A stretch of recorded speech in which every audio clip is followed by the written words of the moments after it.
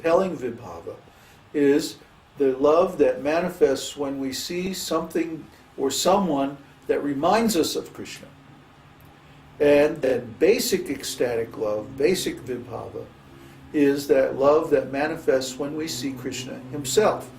So then, this next section is describing all of the causes or vibhavas of basic ecstatic love. See, that might not be it might not be perfectly clear from the text itself. We have to do a little analysis to come to that conclusion. But that's what we're doing here. We're reading between the lines of the scripture, and we're trying to understand why is this particular topic given in this particular order. Because Śrīla Rūpa Gosvāmī is describing basic vibhava, basic ecstatic love, which is a response, the response of the jiva upon perceiving the wonderful transcendental qualities of the Lord. So that's why he goes into the whole description. There are 64 qualities, and then 50 of them are shared with the living entities, and these other 14 are specific to the Lord, and 10 of them are found in other expansions of the Lord, but 4 of them are only found in Krishna, and that's why Krishna is the supreme personality of Godhead, and not just the personality of Godhead. You see? That's the difference. The jivas, including the demigods, can have up to the first 50 qualities. Then the next 10 are only found in the personalities of Godhead, like Narayan, Vishnu, and so on. But the final 4 qualities are only found in Krishna. And those 4 qualities are... Next.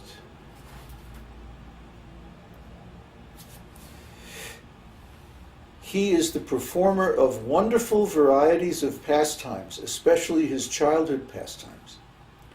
He is surrounded by devotees endowed with wonderful love of Godhead. This means Mahabhava. He can attract all living entities all over the universes by playing on his flute. Krishna's flute playing is just amazing. He has a wonderful excellence of beauty which cannot be rivaled anywhere in the creation. We were just talking about that. That with the great kings that came to the Rajasuya sacrifice, when they saw, even the demigods, when they saw Krishna, they said, oh, this is it. It's impossible to have a more beautiful form than this. We've never seen such a form. So beautiful. This Krishna, he's so exquisite that your words fail. Just to see him one time, and that then the mind is gone. The mind is completely absorbed in thinking of his form. We don't want to think about anything else. So, what time is it? It's 8:15. Okay, so do we have any questions on these topics so far? Any questions?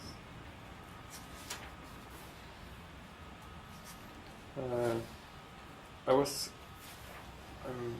have a question about the jivas who have relationship in servitorship, for example, that don't relate directly with Krishna but with Vishnu or another Dwarka. I don't know. Where's Vishnu? Where is Vishnu? In Yeah. the Vaikuntha. Vaikunthas, yes, Yeah. the Vaikunthas. That they don't have any relationship or I don't think if they have any experience of these 4 qualities of Krishna, the flute playing and like that. No, we don't. So at the same time, that doesn't make that love or that relationship incomplete, does it? No. It seems like it's lacking. Well, from our perspective, it may be lacking because we're devoted to Krishna. But from their perspective, it's complete because the flavor or the particular mood of love that those jivas are attracted to is found in its completion in the Vaikunthas. Okay? So in other words, for them, this formal, rules-based devotional service in an attitude of awe and reverence is completely satisfying. See? They're made for that. Yes, they're made for it, exactly. And so for us to go to them and say, well, actually, you should worship Krishna because of conjugal love and friendship and all that, they can't understand any of this. They say, no, Krishna is an incarnation of Vishnu. See, when you hear somebody say that, you know what it means, is that they're going to Vaikuntha. Okay. They can't go to Goloka because they cannot understand that Krishna has these 4 transcendental qualities not found even in Vishnu, not found even in Narayan. See, not even found in Rama. In fact, those 4 qualities are not even found in Dwarka. They're only found in Goloka Vrindavan. Okay. And in the case of Lord Balaram, that he has his own pastimes and like that, still that would be without those 4. Well, no, actually, Lord Balaram also has most of those qualities, but not in Except the such. flute. Well, he can also play the flute. But usually he doesn't. He'll only do that when he's not in Krishna's presence. Yes.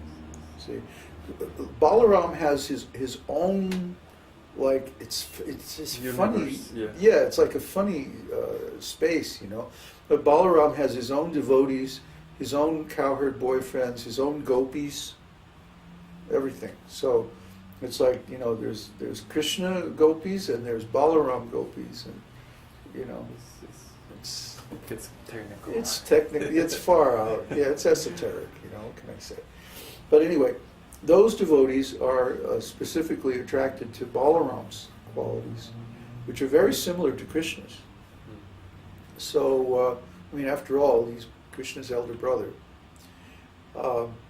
So then Krishna, he has this wonderful quality of attracting everyone's love. The paintings that you see of Krishna don't really do him justice. Krishna, he's got this attitude. It's hard to. He's so cute. He's always like flirting, and you see Krishna like standing there with the flute, like he's all bored and stiff or something. That's just because the painter is completely bored. Yeah, maybe the painter's like that. But Krishna's first of all, he's always moving, he's always dancing, he's always in motion, and he's always got an attitude.